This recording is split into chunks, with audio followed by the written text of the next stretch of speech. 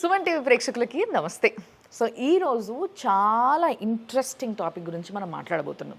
Yes, ఇప్పుడు మామూలుగా మనకి ఎప్పుడైనా ఒక కొత్త ఇల్లు తీసుకోవాలన్నా, ఒక ఇల్లు కట్టుకోవాలన్నా, లేకపోతే ఒక ఇల్లు షిఫ్ట్ అవ్వాలన్నా కానీ మనం వాస్తు చూయించుకుంటాం. అప్పుడు ఏం చేస్తాం? వాస్తు పండితుల్ని పిలుచుకుంటాం, అవునా?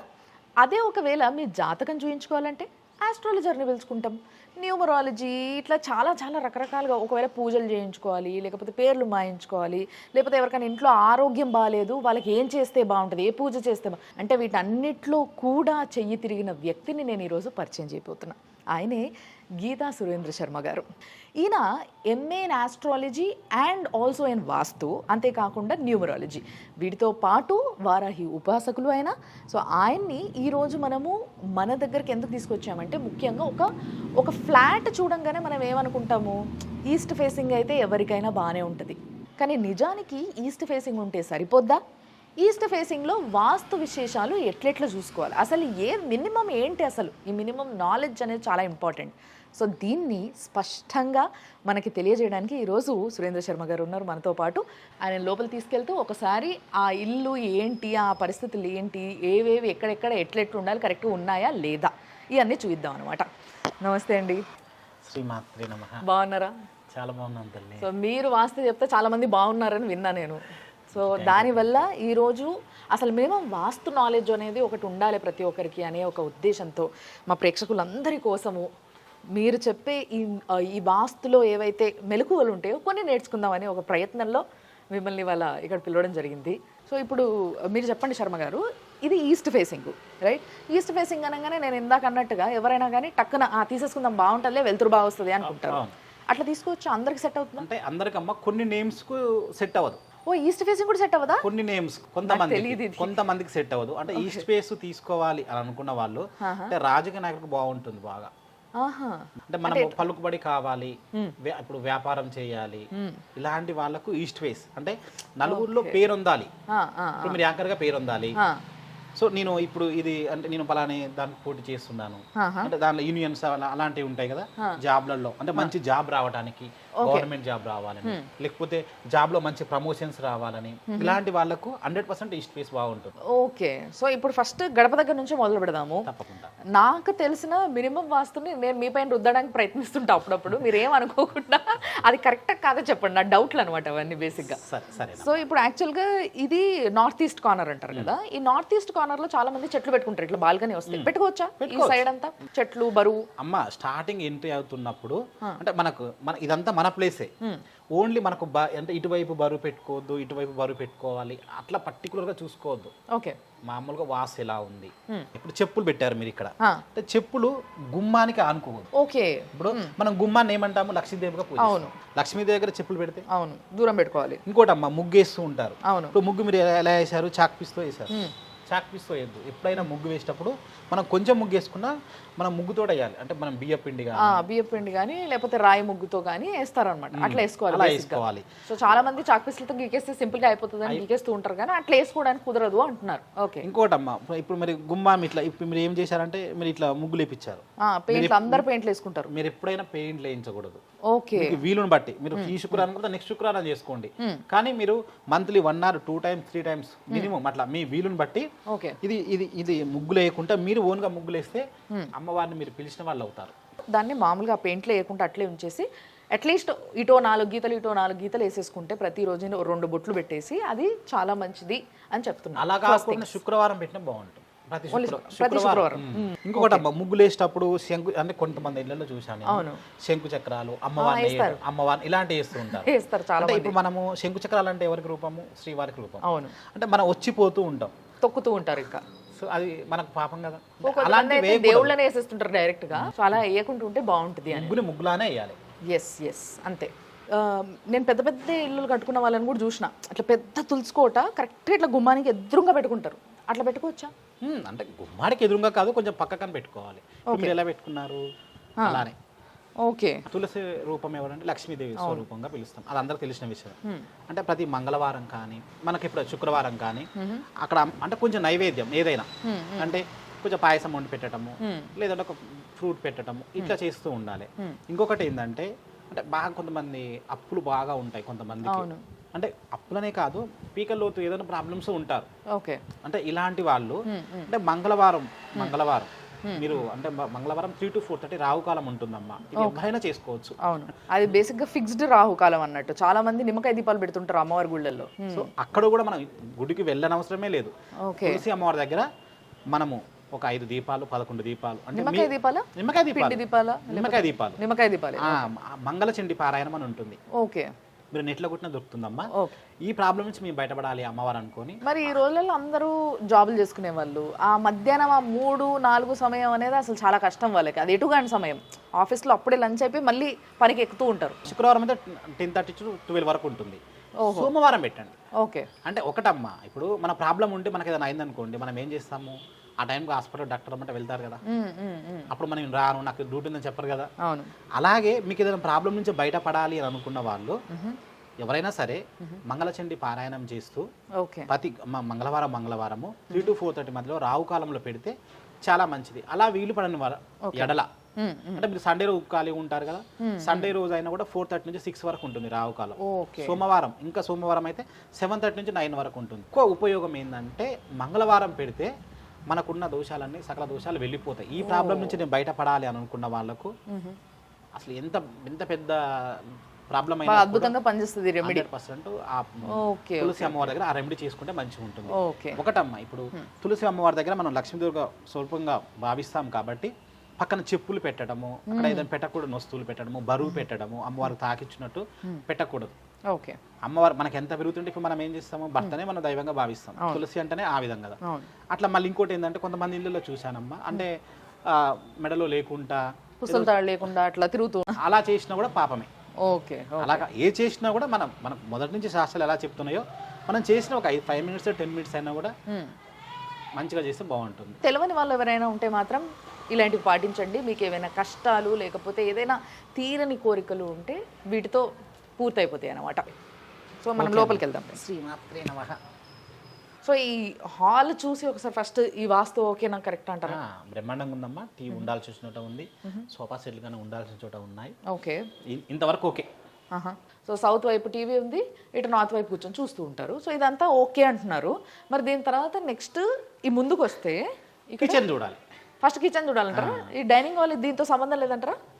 అంటే మన వీలు బట్టి ఇప్పుడు మీది పెద్దగా ఉంది, కొంతమంది చిన్నగా ఉంటుంది. ఈ హాల్ అయితే మంచిగానే ఉంది, వాస్తు ప్రకారమే ఉంది. ఓకే. సో వీళ్ళు ఇక్కడ కృష్ణుడిని పెట్టుకున్నారు. సో ఇది నార్త్ ఫేసింగ్ పెట్టుకోవచ్చా? దేవుని ఎక్కడైనా పెట్టుకోవచ్చు అంటారా? ఇక్కడ రూపంలోనే ఏం లేదమ్మా. ఓకే. అసలు దేవుని గుడి ఇక్కడ ఉంది కదా. అసలు దేవుడిదేమో ఇక్కడ ఉంది. దేవుని గుడి అంటే కిచెన్ పక్కనే ఉండాలి కాబట్టి దేవుని గుడి కిచెన్ కంటే చిన్ననే ఉంది, చాలా బ్రహ్మాండంగా ఉంది. ఇంకొకటి వీళ్ళు ఇక్కడ వచ్చేసి ఓపెన్ కిచెన్ పెట్టారు. సో ఇప్పుడు చాలా మందికి ఇది ఫ్యాషన్ అయిపోయింది కదా. బ్రహ్మాండంగా ఉందమ్మా. కిచెన్ విషయం లేదు కానీ ఇక్కడ కుబేర దీపం పెట్టుకోండి. అక్కడ కొంతమంది వీళ్ళు చూడండి యంత్రాలు అవన్నీ పెడుతూ ఉన్నారు. ఇట్లా యంత్రాలు అలాంటివి పెట్టకూడదు. అసలు యంత్రాలని లోపలికి రానివ్వకూడదు ఎవరింట్లోనైనా సరే. ఓకే. మనకేముంది, మనకు అన్ని దేవుళ్ళు నిత్య పూజలు చేసుకుంటాం. రెగ్యులర్గా ఏంటంటే ప్రతి మంగళవారము శుక్రవారము మనకు కొంచెం పసుపును కొంచెం ఉప్పు వేసేసి తుడుచుకుంటే సరిపోతుంది. అక్కడ కుబేర దీపం అని ఉంటుంది, కుబేర దీపం పెట్టుకోవాలి. బేసిక్ గా ఇది ఈ కిచెన్ ఇట్లా ఈ విధంగా సదురుకుంటే ఓకే అంటారా? బ్రహ్మాండంగా ఈ కిచెన్ 100% వాస్తు. అయితే ఈ కిచెన్ లో వచ్చేసి ఇటువైపు నైరుతి, అంటే కిచెన్ కూడా ఒక వాస్తు ప్రకారం చూసుకోవాలి. ఆ కిచెన్ లో నైరుతి వైపు ఇటువైపు ఉంటుందో ఆ నైరుతి ఇటువైపు బరువు పెట్టాలి. తెలియకుండా ఇప్పుడు కొంతమంది ఏం చేస్తారంటే ఆ బరువును తీసి మధ్యలో పెట్టేస్తారు. అవును, ఇక్కడ బయట అందుబాటులో ఉంటుంది కదా అని. అలా కాదు, ఎక్కడ పెట్టాల్సిన చోట అక్కడే పెట్టాలి. అంటే దీంట్లో నైరుతిలో ఎక్కువ బరువు పెట్టడం వల్ల అంటే మీకు తెలియకుండానే ఇట్లా పెట్టుకోకపోవడం వల్ల ఏంటంటే మీకు తెలియకుండా డబ్బు ఖర్చు అవుతుంది. ఇలా పెట్టడం మీ డబ్బు ఆగుతుంది. ఓకే. సో కిచెన్లో మొత్తం రైట్ సైడ్ ఎప్పుడైతే మీరు ఈస్ట్ ఫేసింగ్లో కిచెన్లోకి వచ్చినప్పుడు ఇట్లా ఎంటర్ అయిన తర్వాత రైట్ సైడ్ అంతా కూడా నైరుతి అనడం జరుగుతుంది. అటువైపు బరువు ఎక్కువగా ఉండాలని చెప్తున్నారు గురుగారు. ఇంకోటి ఏంటంటే ఇలా బరువు పెట్టుకోవడం వల్ల ఏంటంటే ఇంటి ఇల్లాలు ఉంటుంది కదా, ఆమె మనశ్శాంతి ఉండదు. ఓకే. సో ఇక్కడ బరువు పెట్టుకుంటే ఆమెకు మనశ్శాంతి ఉంటుంది. ఇప్పుడు మనం ఇంట్లో మనం నైరుతి ఎలా పెద్దవాళ్ళు అనుకుంటాము, ఇంటి యజమాని అనుకుంటాము, ఇంట్లో కిచెన్ ఆడవాళ్ళు అన్నట్టు. Okay okay okay. ఆడవాళ్ళు స్టేబుల్ గా ఉండాలన్నా, వాళ్ళకి మనశ్శాంతి ఉండాలన్నా వీళ్ళకు నైరుతిలో అంటే కిచెన్ లో నైరుతిలో వాళ్ళ బరువు పెడితే బాగుంటుంది. తర్వాత ఇప్పుడు ఇది ఇంతకుముందు ఇట్లా ఇచ్చేవాళ్ళు కాదు, సొంత ఇల్లు కట్టుకున్నప్పుడేమో చుట్టూ జాగ వదిలేవాళ్ళు. బట్ ఇప్పుడు ఏంటంటే ఇట్లా యూటిలిటీస్ ఇస్తున్నారు. ఇట్లా ఉండాలంటారా ఉండొద్దంటారా? ఉంటే మంచిదమ్మా, ఇట్లా ఉండాలి. ఓకే, అంటే కిచెన్లోకి ఇటు నుంచి ఓపెన్ ఉండి గాలి రావాలి. అవును. ఓకే, ఈ కిచెన్ వరకు అయితే బ్రహ్మాండంగా ఉంది. Okay okay. సో దీని తర్వాత చూడాల్సింది ఏంటి గురుగారు? దక్షిణం అంటే bedroom, main bedroom. Okay, master bedroom. Okay, so ఇది డైనింగ్లో నుంచి ఈస్ట్ ఫేసింగ్లో అయితే మాస్టర్ బెడ్రూమ్ ఇటు వస్తుంది కాబట్టి ఇది మాస్టర్ బెడ్రూమ్. సో దీన్ని చూద్దాం. ఇప్పుడు దీనిలో 3 బెడ్రూమ్స్ ఉన్నాయి కదా, 3 బెడ్రూమ్స్లో ఈ బెడ్రూమ్ వెయిట్ ఎక్కువ ఉండాలి. ఓకే, కొంచెం పెద్దగా ఉండాలి. ఓహో, బేసిక్గా మాస్టర్ బెడ్రూమ్ అంటే పెద్దగానే ఉంటుంది కంపారిటివ్లీ. సో ఇది పెద్ద ఉండాలి అండ్ దీంట్లోనే బరువు ఎక్కువ ఉండాలి. దీంట్లో బరువు ఎక్కువ ఉండాలి. ఓకే, అంటే బీరువాలు ఏవైనా పెద్ద పెద్ద పెట్టెల సామాన్లు ఏమన్నా ఉంటే ఇందులో పెట్టుకోవాలి. ఓకే, కానీ ఇప్పుడు అంతా కబర్డ్లు అయిపోయినాయి కదా, అన్నిట్లో సమానంగా కబోర్డ్స్ ఎక్కువ చేయించుకోవాలి. ఓకే ఓకే, మిగతా వాటితో పోలిస్తే మళ్ళీ ఏంటంటే మనం ఏం చేస్తాము, లక్ష్మీదేవి అంటే మనం బంగారం కానీ అమౌంట్ కానీ మనం ఏం చేస్తాము ఈ రూమ్లోనే పెట్టుకోవాలి. Okay okay. మరి కొంతమంది ఏం చేస్తాం తెలియకుండా వెళ్ళి దేవుని కూడా పెట్టుకుంటారు. అవును అవును, అట్లా పెట్టకూడదు. ఓకే, దీంట్లోనే దక్షిణ వైపు అంటే కుబేరు కలుగ దేవుడు నైలు. అవును, అంటే కుబేరుని మనం ఎప్పుడు పూజిస్తూ ఉంటే మనకు ఆ డబ్బులు ఖర్చు కానివ్వకుండా చేస్తూ ఉంటాడు. ఇంకా తీసుకెళ్ళినా కూడా ఇంకా దానికి రప్పిస్తూ ఉంటాడు. అంటే ఇప్పుడు ఫర్ ఎగ్జాంపుల్ ఈ దీంట్లో దక్షిణం అంటే అటు కార్నర్ సౌత్ అంతే కదా, సో ఇటువైపున బరువు ఎక్కువ పెట్టుకోవాలి. కలిసి వస్తుంది. అక్కడ ఏంటంటే కొంతమంది ఏం చేస్తారంటే డబ్బులు తీసుకుని వెళ్ళి తక్కువ ఉన్నాయి కదా అందులో వేసేస్తాం. అవును అవును. అంటే లక్ష్మీదేవిని ఎప్పుడు కూడా మనము ఎంత మంచిగా చూసుకుంటే అమ్మవారు మనకు అందజేస్తారు. అంటే మనం ఎప్పుడు పెట్టిన 10 రూపాయలు కూడా ఇట్లా విడిగా పెట్టాలి. అంటే మంచిగా మనం బట్టలు మనం తీసుకుంటాం, డబ్బులు కూడా అట్లా కౌంట్ చేసుకుని ఇంత ఉన్నాయి ఓకే పెట్టేటప్పుడు ఒక 10 నిమిషాలు అమ్మవారు అట్లా మొక్కుని అట్లా వేస్తుంటే వాళ్ళతో శుభప్రదంగా ఉంటుంది, నిత్య నిలువ ఉంటుంది అమ్మవారు. Okay okay. And bathroom facing ఎట్లా ఉండాలంటారు ఈ బెడ్రూమ్స్లో? మన వీలుని బట్టి అమ్మా. సో ఇందులో మామూలుగా ఈ చాలామందికి ఉండే డౌట్ ఒకటి ఉంటుంది. ఇప్పుడు ఫర్ ఎగ్జాంపుల్ ఇంట్లో ఒక ఫ్యామిలీ అంటే భార్య భర్త 2 పిల్లలు అండ్ అత్త మామ ఉంటారు బేసిక్గా.